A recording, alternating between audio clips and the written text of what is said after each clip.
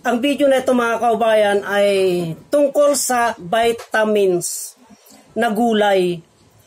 Ang kasangkapan nito mga kaubayan, pampalakas po ito, parang energy drink. Kasi noon, lagi akong uminom ng energy drink. Humapdi ang tiyan ko, kaya tumuklas ako ng mga halamang gamot na pwede kong pamalit sa mga energy drink. Kaya ito na po yun mga kaubayan. Ang kasangkapan nito ay ito, alokbate, oregano,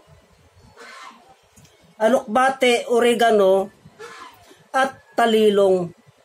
Talilong po.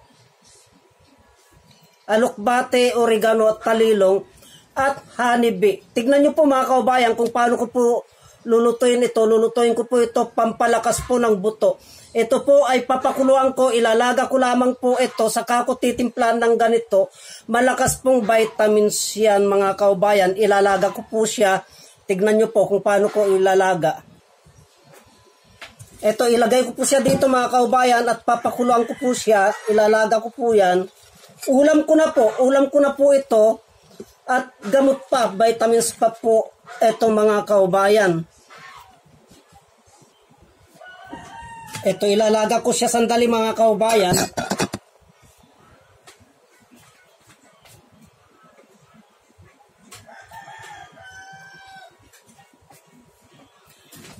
Yun po, linalaga ko sandali. Pag nalaga na po yun, ay yung laman niya po, ay ulamin ko na po yun. Isasawsaw ko lamang sa bagoong. Masarap na ulam na po yun mga kaubayan. Ngayon, yung sabaw niya naman po, ay yun po ang titimplan ko ng honeybee. Magsasama po yung bisa ng oregano, yung aroma ng oregano, at saka yung aroma ng oregano, at saka yung asim ng talilong, at saka yung medyo asim at tamis ng alokbate. Magsasama po yun sa tubig. Nasa tubig na po yun. Yung bisa nun, pati yung aroma, pati yung bango ng oregano, titimplan ko po ng ganito. Honeybee. Napakalakas po. Yan po ang ginagamit kong pampa-energy drink ko ngayon mga kaubayan. Hindi na po ako bumibili ng mga inuming kong pampalakas. Hindi tulad noon, halos araw-araw po.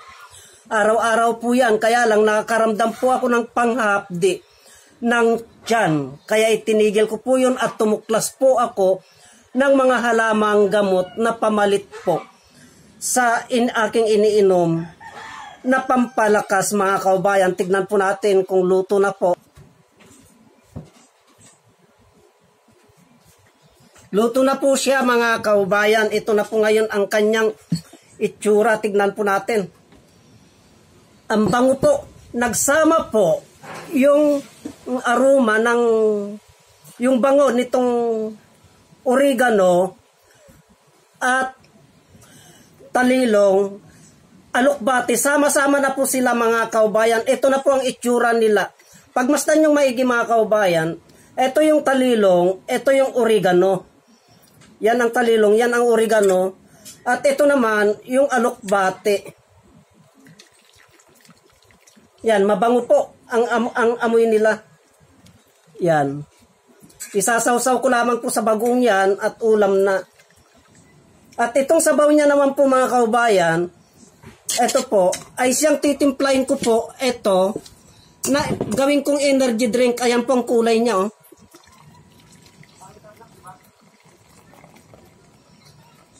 Yan po ang kulay niya mga kaubayan, mapula po siya.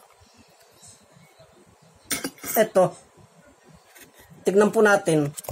Yan po ang kulay niya. Yan.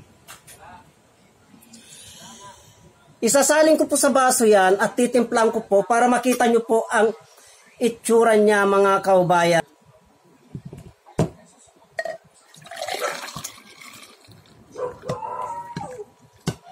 Yan po ang kulay niya mga kaubayan. Ngayon, titimplang ko naman po siya ng honeybee.